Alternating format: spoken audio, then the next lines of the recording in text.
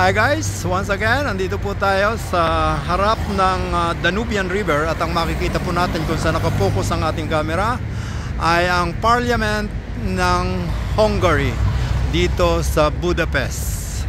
So, ang sistema po ng kanilang government ay parliamentary, that's why gumagamit po sila ng parliamentary form of government. So, makikita po natin ang isa sa harap natin, ang pinakamalaking ilog dito sa Europa. Dito po ay ang Danubian River. Makikita po natin ang beauty at kagandahan ng kanilang syudad. At ito po ay dinadayo ng milyon-milyong turista every year. At ang makikita po naman natin ay ang chains bridge or tulay ng kadena. So, naririto naman po ang ating Mercedes-Benz Sprinter na ginagamit sa pagtutour sa ating mga kababayang Pilipinong nagtutour dito sa Europa. Sakali lamang po na magustuhan nyo mag-tour dito sa Europa, contact lamang po kayo sa 003-932-9012-4926.